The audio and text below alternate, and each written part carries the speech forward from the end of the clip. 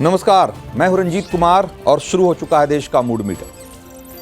शाहरुख खान की फिल्म चक दे इंडिया है और उसका एक डायलॉग आपको याद होगा कि 70 मिनट, सिर्फ 70 मिनट, और उस 70 मिनट की जगह आप 90 मिनट कर दीजिए, यानी कि सिर्फ 90 मिनट। और इन 90 मिनटों में इंडियन एयरफोर्स ने ऐसा कारनामा कर दिखाया कि अब तक पाकिस्तानी एयरबेस पर आग ठंडी नहीं पड़ी। सिर्फ 90 मिनट, यानी कि 1.5 घंटे के एक्शन में हिंद के सूरवीरों ने पाकिस्तानी एयरफोर्स का 20% इंफ्रास्ट्रक्चर तबाह कर दिया। और जैसे जैसे दिन बीत रहे हैं वैसे वैसे पाकिस्तान के भीतर से भारत के स्ट्राइक की सनसनीखेज डिटेल सामने निकल कर आ रही। ऑपरेशन सिंदूर जब से शुरू हुआ है तब से लेकर अब तक, यानी 7 मई से लेकर आज तक, एक हफ्ते में पाकिस्तान की तबाही का अगर रिकॉर्ड लगाएं तो उसकी सेना के जवान 35 से 40 मारे गए, घायल हुए 78 और आतंकी ठिकाने बर्बाद हुए 9 और कुल आतंकी मारे गए 100 से ज्यादा। लेकिन सबसे गहरी चोट जहां लगी है वो है पाकिस्तानी एयरफोर्स का इंफ्रास्ट्रक्चर, जिसमें कि पाकिस्तान के 11 एयरबेस तबाह हो गए। और भारतीय हमले में पाकिस्तानी एयरफोर्स ने अपना 20% इंफ्रास्ट्रक्चर गंवा दिया। तो ये जो नई जानकारी सामने आई है पाकिस्तानी एयरफोर्स का 20% इंफ्रास्ट्रक्चर तबाह होने को लेकर, उसका सबूत क्या है? बहुत सारे लोग ये पूछेंगे। और किस बुनियाद पर यह दावा किया जा रहा है कि पाकिस्तान में इतनी बड़ी तबाही मची है? तो पहले उन सबूतों को देख लीजिए। ये नई सैटेलाइट इमेज है जिसमें उन सभी पाकिस्तानी एयरबेस को हुए नुकसान की पूरी डिटेल्ड जानकारी। और इन बेस में सिंध में सुक्कूर, रावलपिंडी में नूर खान एयरबेस, दक्षिण पंजाब में रहीम यार खान, सरगोधा में पीएएफ बेस मुशफ, और उत्तरी सिंध में पीएएफ बेस शाहबाज, जैकोबाबाद और उत्तरी थट्टा जिले के भोलारी एयरबेस इसमें शामिल है। पंजाब का चकवाल एयरबेस जो पाकिस्तान की राजधानी इस्लामाबाद से करीब 20 किलोमीटर की दूरी पर है, यहां पाकिस्तान के हाई फाई ड्रोन जैसे कि शाहपार 1 और बरकतयार TB2 ड्रोन तैनात थे। भारत पर हुए कई ड्रोन हमलों की योजना यहीं बनाई गई थी और भारतीय हमले ने इस स्ट्रेटजिकली बहुत इंपॉर्टेंट जो ठिकाने हैं पाकिस्तान के, उनको गंभीर नुकसान पहुंचाया। और सुक्कूर एयरबेस जो कराची और हैदराबाद के बीच नया ऑपरेशनल एयरबेस है, जहां से F-16 फाइटर प्लेन उड़ान भरते थे, उसका हाल जरा देख लीजिए। हमारे हमले में एयरबेस की पूरी छत बैठ गई। सोच लीजिए कि इसके नीचे खड़े जो फाइटर जेट्स होंगे उनका क्या हाल हुआ हो। और भोलारी एयरबेस का भी यही हाल हुआ है। तो ये तो सैटेलाइट तस्वीरें हैं पाकिस्तानी एयरबेस की बर्बादी की, और भी बहुत सारी तस्वीरें, बहुत सारी कहानियां निकलकर सामने आ रही। और अब जो एक और खबर आ रही है वो ये कि भारत के हमले में न सिर्फ 11 पाकिस्तानी एयरबेस मिट्टी में मिले हैं, बल्कि पाकिस्तान ने चीन और अमेरिका से उधार जो बहुत सारे फाइटर जेट्स लिए थे वो भी इस हमले में तबाह हो गए। अमेरिकी F-16 और चाइनीज J-17 जहां खड़े थे वहीं खड़े के खड़े रह गए और बहुत सारे तो खड़े खड़े जल गए। और पाकिस्तान जहां सिर्फ 5-8 पाकिस्तानी एयरफोर्स के जवानों के मारे जाने की बात कर रहा था, असल में वो आंकड़ा 50 से ऊपर का है। जी हां, पाकिस्तान के भीतर भारत के जो मिसाइल हमले हुए उसमें पाकिस्तानी फौज के 50 से ज्यादा ऑफिसर और जवान मारे गए। और जब ये जोड़ेंगे कि पाकिस्तानी एयरबेस के कितने रडार नेटवर्क ध्वस्त हुए, कितने कमांड हब्स नेस्तानाबूद हुए, कितने उसके स्ट्राइक प्लेटफॉर्म तबाह हुए, कितने एयर डिफेंस सिस्टम राख हो गए, तो ये सब मिलाकर ही दावा किया जा रहा है कि पाकिस्तानी एयरफोर्स ने सालों से जो उधार मांग कर जो कुछ खड़ा किया था उसका 1/4 हमारे 90 मिनट के हमले में तबाह हो गया, साफ हो गया। सोचिए जरा कि भारत की तरफ से ये हमले अगर पूरे दिन चले होते तो पाकिस्तानी एयरफोर्स का क्या वजूद भी बचता क्या? और सीना चौड़ा करने वाली बात यह है कि हमने पाकिस्तान को घर में घुसकर अपने दम पर मारा, अपने हथियारों से मारा। और पाकिस्तान, चीन, तुर्की, अजरबैजान, इन सब का साथ पाने के बावजूद 90 मिनट में पाकिस्तान तबाह हो गया। और इस शौर्य की ऐसी कहानी है जो सालों तक भारत में बहुत गर्व से सुनाई जाती रहेगी। और यह ऐसी कहानी है जिसे जब जब पाकिस्तान सुनेगा उसका दिल तेजी से धड़कने लगेगा, उसे मुंह छिपाने का मन करेगा कहीं जाकर। इस टाइप की कोई भी ऑपरेशन आज तक नहीं हुई है जहां के इन द वर्ल्ड के जहां के 90 मिनट के अंदर 90 मिनट मतलब started plus and minus time आने जाने का छोड़ दो, प्रिसाइज दिस थिंग, रफली इतने टाइम में 11 एयरफील्ड्स हमने स्ट्राइक किए। इनके बहुत जगह इनके हैंगर्स गए हैं, इनके लॉजिस्टिक्स हब गए हैं, इनकी वेपन स्टोरेज एरियाज गए हैं, इनकी जो कमांड एंड कंट्रोल के हैं, जो इनके स्टोरेजेस हैं, जो ड्रोन्स और रडार्स जो लगाए थे इन्होंने वो गए हैं। तो एक साथ विद इन दिस पीरियड जब इनकी ये कैपेबिलिटी निकल गई और जब इन्होंने देखा कि ये बिल्कुल प्रिसाइज टारगेटिंग हो रही है तो ये कहीं ना कहीं घबरा गए। तो पाकिस्तान की बैंड बजा दी हमारे मैन इन ब्लूज ने, जबरदस्त तरीके से पटखनी दी। पाकिस्तान को खड़े होने में अब सालों लगेंगे, लेकिन पाकिस्तान के साथ सिर्फ पाकिस्तान ही नहीं बल्कि अपने देश में भी बहुत सारे लोग यह नैरेटिव बढ़ा रहे हैं कि हमारी एयरफोर्स को भी तो नुकसान हुआ है। ऐसे लोगों को पहला जवाब यह है कि इस जंग में हमारी एयरफोर्स को अगर कुछ नुकसान हुआ है तो सिर्फ उसके टाइम का नुकसान हुआ है, और वो भी पाकिस्तान को पीटने में गया है, इसलिए उसको नुकसान नहीं माने। और हमारी एयरफोर्स के डीजीएओ यानी कि एयर मार्शल ए.के. भारती ने यह स्पष्ट कर दिया कि हमारे सारे पायलट सेफ हैं। लेकिन फिर भी प्रधानमंत्री मोदी को घेरने के चक्कर में कुछ लोग राफेल पर सवाल उठा रहे हैं, यह सोचकर अपनी ही सेना का मनोबल कमजोर करने की कोशिश कर रहे हैं। यह सोचिए जरा कि ये अपनी सेना का मनोबल तोड़ने की कोशिश नहीं तो और क्या है। और ऐसे आलोचकों को अगर याद ना हो तो उन्हें याद दिलाना चाहता हूं कि सेकेंड वर्ल्ड वॉर में अमेरिका ने अपने कई हजार प्लेन गंवा दिए, लेकिन विश्व युद्ध अमेरिका ने जीता। 1991 गल्फ वॉर, यहां भी अमेरिका ने 75 से ज्यादा एयरक्राफ्ट गंवाए अपने, लेकिन जंग अमेरिका ने जीती। और 1999 में सर्बिया जैसे छोटे देश के खिलाफ मिलिट्री ऑपरेशन में अमेरिका और नेटो के 2 फाइटर जेट गिर गए थे, लेकिन जीत अमेरिका और नेटो सेनाओं को मिली।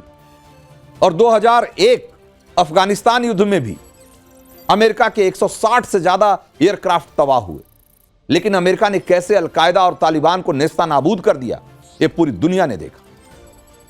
इसलिए सवाल, यह गलत सवाल है कि राफेल गिरा या नहीं, क्योंकि पहली बात तो यह है कि राफेल गिरा है, इस बात पर सेना की तरफ से कोई जवाब नहीं आया है। और दूसरी बात यह कि गिरा भी हो तो इसमें डरने की क्या बात है, इसमें इतना शोर शराबे की क्या जरूरत है। जंग में हम मारते भी हैं और मरते भी हैं।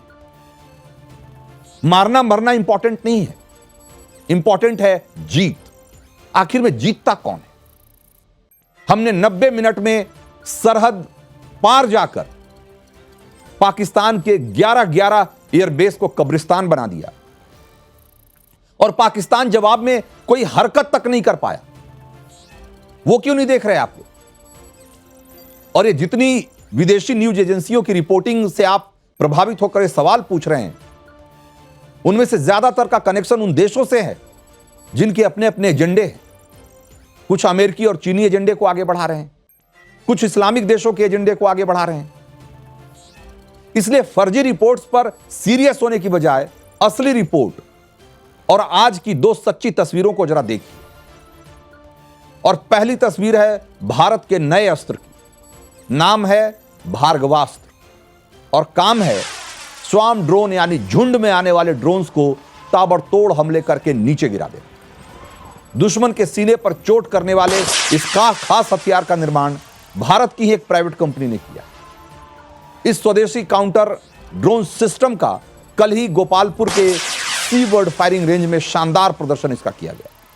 भारत का भार्गवास्त्र जो हथियार है वो ड्रोन स्वाम ड्रोन के खतरे को चुटकियों में निस्तानाबूद करने की ताकत रखता है। जाहिर है कि यह भारत की सैन्य शक्ति को एक नई ऊंचाई पर ले जाने वाला है, क्योंकि आज का जो मॉडर्न वॉरफेयर है उसमें ड्रोन के खतरे और ड्रोन से होने वाले हमले हैं वो बहुत बड़ी भूमिका निभाते हैं। और इस तरह के स्वदेशी हथियार भारत को आने वाले दिनों में नई चुनौतियों से निपटने के लिए तैयार कर रहे हैं। और अब दूसरी तस्वीर देखिए कि आतंकिस्तान की चुनौती से हम कैसे निपटे।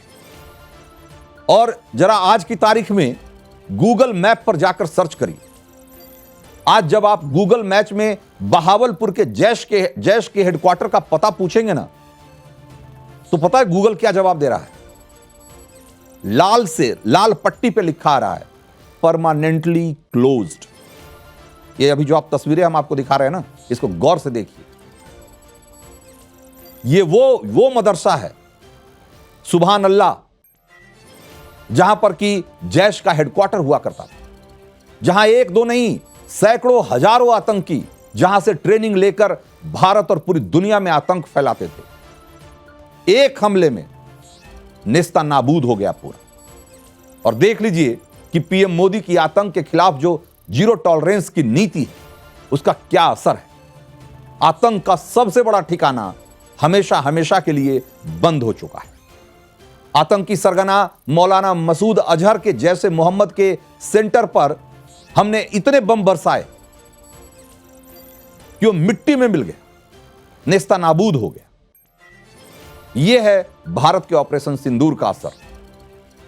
ऐसी खबरों पे गौर करिए, उन पर नहीं जो किसी एजेंडे के तहत बढ़ाई जा रही है।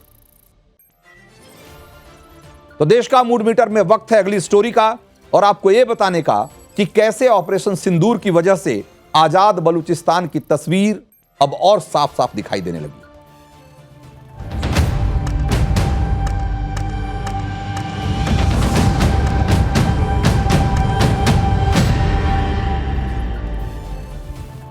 तो ऑपरेशन सिंदूर के बाद पाकिस्तान में धमाकों का चेन रिएक्शन शुरू हो गया है। भारत की तरफ से गोले गिरने जरूर बंद हो गए हैं, लेकिन पाकिस्तान के भीतर कई मोर्चे अब भी सुलग रहे हैं और बहुत मुमकिन है कि जल्द ही इन धमाकों में पाकिस्तान का नक्शा भी दरक जाए, क्योंकि खबर यह आ रही है कि आजाद बलूचिस्तान का परचम बुलंद होने लगा है और बलोच विद्रोही रिपब्लिक ऑफ बलोचिस्तान के रूप में आजाद बलूचिस्तान की घोषणा कर रहे हैं। बलूच नेता मीर यार बलोच ने अलग बलूचिस्तान गणराज्य का ऐलान कर दिया है और मीर यार बलूच का दावा है कि बलूचिस्तान अब पाकिस्तान का हिस्सा नहीं रहा। मीर यार बलोच ने एक्स पर एक लंबा पोस्ट लिखा है और उसमें उन्होंने यूनाइटेड नेशंस से शांति मिशन भेजने की मांग की है। बलूचिस्तान भारत से दिल्ली में बलूचिस्तान की एम्बेसी खोलने की अपील की है और पूरी दुनिया में इस बात की जबरदस्त चर्चा हो रही है। बलूचिस्तान से किया गया ऐलान पाकिस्तान की टूटती हुई ताकत का सबूत है, क्योंकि बलूचिस्तान के लोग अब एक खुलकर कह रहे हैं कि हम पाकिस्तान नहीं, आजादी चाहते। बलूचिस्तान से आए क्लियर कट मैसेज को सुनने से पहले बलूच नेता और यार बलूच ने क्या ऐलान किया है, जरा इसको भी जान लीजिए। तो मीर यार बलूच ने लिखा है कि हम भारत से अनुरोध करते हैं कि वो बलूचिस्तान के आधिकारिक कार्यालय और दिल्ली में दूतावास की अनुमति दे। हम संयुक्त राष्ट्र से भी अनुरोध करते हैं कि वो बलूचिस्तान के लोकतांत्रिक गणराज्य की स्वतंत्रता को मान्यता दे और मान्यता के लिए अपना समर्थन देने के लिए संयुक्त राष्ट्र के सभी सदस्यों की बैठक बुलाए।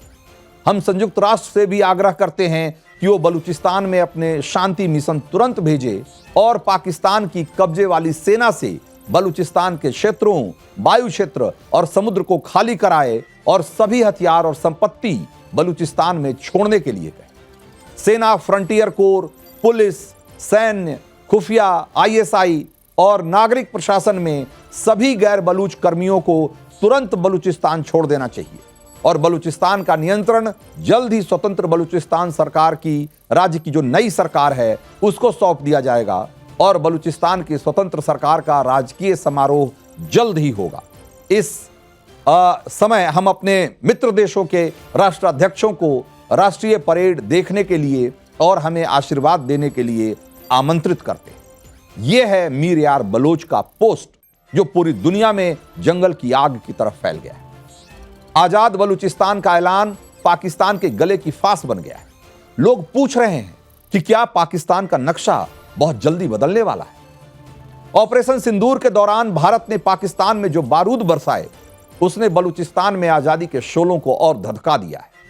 सुनिए डॉक्टर महरंग बलूच को, कि जिनकी सभा में बहुत बड़ी संख्या में लोग उपस्थित थे और उनके सामने उन्होंने क्या पैगाम दिया।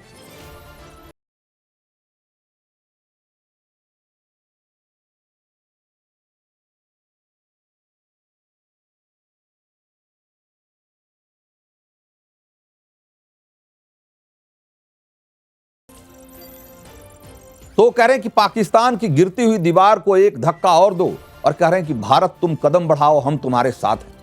ये तब है, ये तस्वीरें उस समय की है जब पाकिस्तान के खिलाफ भारत का ऑपरेशन सिंदूर चल रहा था। आप खुद समझिए कि पाकिस्तान में जो बलूचिस्तान का इलाका है, वहां आजादी को लेकर लोगों में कितना जोश है आज की तारीख। और ये बात अब शीशे की तरह साफ हो गई है कि ऑपरेशन सिंदूर ने पाकिस्तान के परमाणु जखीरों के साथ साथ पाकिस्तान की नींव हिला दी। कभी बलूचिस्तान इस्लामाबाद के हुक्मरानों की जमींदारी हुआ करती थी, लेकिन अब यहां बलूच विद्रोहियों का दबदबा है। जमीनी हकीकत यह है कि बलूचिस्तान में पाकिस्तानी सेना की पकड़ अब बलूचिस्तान की राजधानी क्वेटा के आसपास ही सिमट गई। आजाद बलूचिस्तान की घोषणा और इसके बाद बलूचिस्तान लिबरेशन आर्मी यानी बीएलए ने पाकिस्तान के खिलाफ अपने हमलों को और तेज कर दिया है। बीएलए ने 51 ठिकानों पर 71 नए हमले किए हैं और उसकी जिम्मेदारी भी ली। बीएलए ने दावा किया है कि उसने पाकिस्तानी सेना और आईएसआई के ठिकानों को तबाह कर दिया है। बीएलए ने अपने बयान में कहा है कि उसने केच, पंजगुर, मस्तुंग, क्वेटा, जमुरान, तोलांगी, कलुकी और नुस्की जैसे इलाकों में नए हमले किए हैं और कुल मिलाकर Baloch liberation army, Baloch republican army और बलोचिस्तान लिबरेशन फ्रंट, इन सब लोगों ने मिलकर जनरल मुनीर के नाक में दम कर दिया है। साथ ही बीएलए ने पूरी दुनिया को एक मैसेज भी दिया है कि अगर पाकिस्तान को इसी तरीके से बर्दाश्त किया जाता रहा तो इसका अस्तित्व ही पूरी दुनिया की बर्बादी का कारण बन जाएगा। पाकिस्तान के राजनीतिक विश्लेषक आरिफ फजाकिया आजाद बलूचिस्तान को लेकर क्या कह रहे हैं, जरा एक बार उनको भी सुनिए।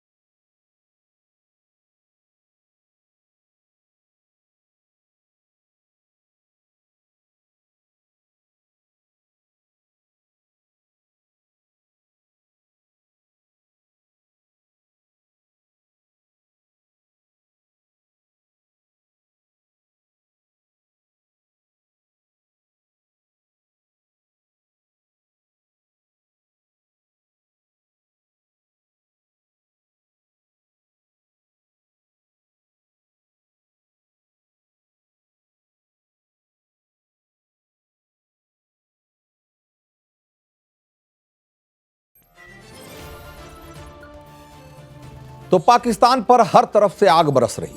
पाकिस्तान की ओर से अफगानिस्तान की ओर से टीटीपी दौड़ा रहा है और टीटीपी का दावा है कि खैबर पख्तूनख्वा को पाकिस्तान के कंट्रोल से बाहर कम करके ही दम लेंगे।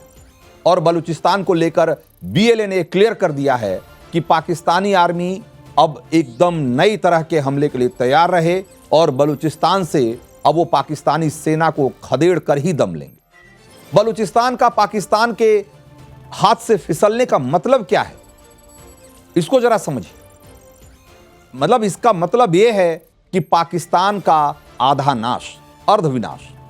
बहुत कम लोगों को मालूम होगा कि भारत की आजादी के 4 दिन पहले यानी 11 अगस्त 1947 को बलूचिस्तान अलग देश बन गया था, लेकिन वो सिर्फ 227 दिन ही आजाद रह सका।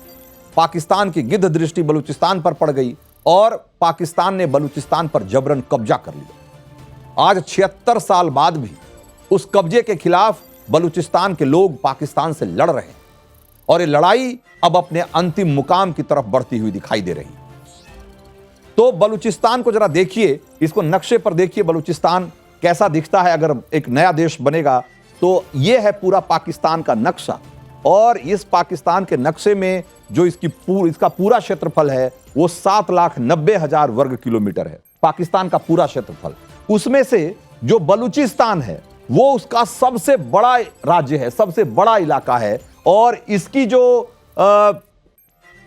इसका जो क्षेत्रफल है वो है 3 लाख, यहां शायद लिखा नहीं गया है, इसका 3,40,000 वर्ग किलोमीटर, यानी कि करीब 3.5 लाख वर्ग किलोमीटर। अब 7,90,000 वर्ग किलोमीटर से इसको अगर माइनस कर देंगे आप, तो अगर ये अलग हो जाए, एक अलग देश बन जाए, तो पाकिस्तान कितना बचेगा? सिर्फ 4.5 लाख वर्ग किलोमीटर, यानी कि पाकिस्तान का 44% हिस्सा अलग हो जाएगा। 44% उसका पार्ट जो है वो अलग बलूचिस्तान देश के रूप में एक सामने आ जाएगा। और इसी से अंदाजा आप लगा लीजिए कि पाकिस्तान की हैसियत एक देश के रूप में कितनी कमजोर हो जाएगी। लेकिन ये सिर्फ क्षेत्रफल का मामला नहीं है, ये सिर्फ जमीन का मामला नहीं है। बलूचिस्तान क्षेत्रफल के अगर हिसाब से अगर आप देखेंगे तो ये जर्मनी के बराबर बैठता है और यहां जो आबादी है इसकी बलूचिस्तान की वो सिर्फ 1.5 करोड़ है, यानी कि जो क्षेत्रफल के अनुपात में आबादी बहुत कम है। इतने ही बड़े, करीब इतने ही बड़े क्षेत्रफल का जो देश है जर्मनी, उसकी जनसंख्या 8.5 करोड़ है, लेकिन बलूचिस्तान में 1.5 करोड़ से भी कम लोग रहते हैं। और ये जो इलाका है वो पाकिस्तान के लिए सिर्फ एक खनिज और खदान से ज्यादा इसकी कोई अहमियत नहीं है। पाकिस्तान के लिए बलूचों की कोई अहमियत नहीं, वो उन पर लंबे समय से सिर्फ जुल्म ढाते रहे, उनका शोषण करते रहे। और बलूचिस्तान की धरती में क्या नहीं है साहब, यहां तेल है, सोना है, तांबा है, तरह तरह के खनिज हैं जिसका पाकिस्तान बरसों से दोहन करता आया है। चीन के हाथों में गिरवी रखकर अपना पेट पालता आया है, लेकिन बलूचों की पेट पर लात मारता रहा। बलूचिस्तान से गैस निकलती है, लेकिन बलूचिस्तान में लोगों के घरों के चूल्हे ठंडे पड़े हुए। वहां से सोना निकलता है, लेकिन वहां के बच्चे भूख से बिलबिलाते हैं। बलूच में पाक सेना इतने जुल्म करती है जिसकी कोई इंतहा नहीं। बलूचों पर अत्याचार का सिलसिला पिछले 70 सालों से चल रहा है, लेकिन पाकिस्तान के जुल्म के खिलाफ अब वो आजादी की वो आवाज उठ रही है जिससे कि पाकिस्तान अंदर तक हिल गया है। पाकिस्तान आर्मी के खिलाफ विद्रोह का सिलसिला बढ़ता जा रहा है। बलूचिस्तान पर पाकिस्तान का कब्जा होने के बाद से अब तक 5 बड़े विद्रोह हुए। पहला विद्रोह 1948 से 1950 तक के बीच चला था, करीब 2 साल। और उसके बाद उसका जो दूसरा विद्रोह हुआ वो 1958 से 60 तक, ये भी 2 साल चला। तीसरा विद्रोह 62-63 के दौरान हुआ, करीब 1 साल वहां जबरदस्त विरोध प्रदर्शन हुए और एक तरीके से लड़ाई चली। जो चौथा विद्रोह हुआ वो 73 से 77 तक, यानी कि ये लंबा विद्रोह था, 4 साल चला। और जो 5वां और सबसे बड़ा विद्रोह बताया जा रहा है वो है जो कि 2005 से शुरू हुआ और पिछले 20 साल से लगातार चल रहा है। इसी से आप अंदाजा लगाइए कि अब पाकिस्तान के लिए बलूचों के इस विद्रोह को, इस आंदोलन को दबाना कितना मुश्किल है। और मीडिया रिपोर्ट्स के मुताबिक पिछले 15 साल में पाकिस्तानी फौज ने यहां से 5,000 से ज्यादा बलूचों को गायब कर दिया। उन्हें या तो मार दिया गया या फिर ऐसी जगह कैद करके रखा गया है जिसकी कोई खबर नहीं। लेकिन अब यह बात पुख्ता हो गई है कि बलूचों की तरफ से रिपब्लिक बलूचिस्तान यानी कि आजाद बलूचिस्तान का ऐलान हो गया है। और कोई भी मुल्क अब अगर इसे अगली मान्यता देता है इससे एक अलग देश के रूप में, तो जो बलूचिस्तान की आज़ादी की लड़ाई है उसको एक नई ताकत मिले। अब यहाँ यह समझना जरूरी है कि कोई मुल्क आज़ादी के ऐलान कैसे करता है या कोई नया मुल्क एक अपना अलग अस्तित्व, अलग वजूद कैसे हासिल करता है। तो पहली बात तो यह कि वो आज़ादी का ऐलान करने के साथ साथ एक अपना नया झंडा बनाता है, नया राष्ट्रगान चुनता है और दुनिया से मान्यता की मांग करता है। और बलूचों ने ये सब कुछ कर लिया। बलूचों का अपना अलग झंडा है, अलग निशान है और बलूचों का अपना अलग राष्ट्रगान भी है। और अब आजाद मुल्क की तरह बलूचिस्तान संयुक्त राष्ट्र संघ से यह मांग कर रहा है कि बलूचिस्तान के लोकतांत्रिक गणराज्य की स्वतंत्रता को मान्यता दी जाए। विदेशों में मान्यता की मांग शुरू हो चुकी है और पाकिस्तान जवाब में सिर्फ गोलियां चला रहा है, क्योंकि उसके पास अब जवाब के नाम पर सिर्फ बंदूकें बची, क्योंकि बलूचिस्तान की आजादी की चिंगारी अब ऐसी विकराल ज्वाला बन चुकी है जिसमें पाकिस्तान का स्वाहा होना तय माना जा रहा है।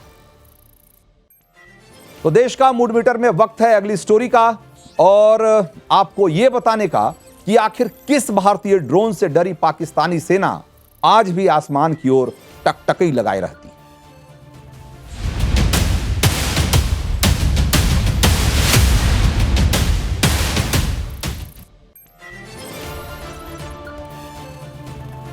तो भारत ने ऑपरेशन सिंदूर के जरिए कैसे पाकिस्तान और उसकी गोद में पलने वाले आतंकियों को दहलाया और उसे घुटनों पर ला दिया, इसकी तस्वीर पिछले कुछ दिनों से पूरी दुनिया देख रही। और इस ऑपरेशन में इंडिया की जो ड्रोन आर्मी है उसकी जबरदस्त ताकत का अंदाजा पाकिस्तान को अच्छी तरह से हो गया। पाकिस्तान ने भारत को पर छल से ड्रोन हमले की जो हिमाकत की, भारत ने उसे नेस्ता नाबूद कर दिया, नाकाम कर दिया। लेकिन भारत के कॉम्बैट ड्रोन के हमले में पाकिस्तान के दर्जन भर ठिकाने पूरी तरह से तबाह हो गए। उसे लंबे समय तक न तो पाकिस्तान की सरकार भूल पाएगी और न ही पाकिस्तान के लोग। ये भारत की तरफ से दागे गए हेरोप ड्रोन की दहशत की तस्वीरें, जिसमें 6 से 7 मई की रात पाकिस्तान के मुरीदके में आतंकी संगठन लश्कर तैयबा के हेडक्वार्टर को जमींदोज किया। लाहौर में से 33 किलोमीटर दूर लश्कर के हेडक्वार्टर के चारों तरफ पाकिस्तान सरकार ने तगड़ा सुरक्षा घेरा बना रखा, लेकिन भारत के हेरोप ड्रोन ने वहां वो कहर बरपाया कि आतंक की उस बिल्डिंग को ध्वस्त करने के साथ साथ वहीं सैकड़ों आतंकियों की कब्र भी बना दी। पाकिस्तान में हेरोप ड्रोन के कहर ढाने की कई कहानियां हैं और आज आपको वो भी सुनाऊंगा, लेकिन पहले हेरोप ड्रोन की ताकत के बारे में जान लीजिए। तो इजराइल से खरीदा गया एक कॉम्बैट ड्रोन हमले के बाद दुश्मन के हाथ नहीं आता। टारगेट को खत्म करने के बाद यह खुद भी नष्ट हो जाता। इसीलिए इसे दुनिया का सुसाइड ड्रोन, मतलब एक बहुत ही ताकतवर सुसाइडल ड्रोन माना जाता है। ये फायर एंड फॉरगेट कैटेगरी का ड्रोन है। ये 1000 वर्ग किलोमीटर के इलाके पर नजर रखने में सक्षम है और 200 किलोमीटर की रेंज में ये ऑपरेट कर सकता है, वहां अटैक कर सकता है। 2.5 मीटर लंबा हेरोप ड्रोन 400 किलोमीटर प्रति घंटे की रफ्तार से उड़ान भरता है और 23 किलोग्राम विस्फोटक लेकर 9 घंटे तक हवा में रह सकता है। इसके विंग 3 मीटर लंबे हैं और इसे क्विक अटैक की ताकत से लैस है ये ड्रोन। तो ये तो हेरोप ड्रोन की अटैक की कहानी।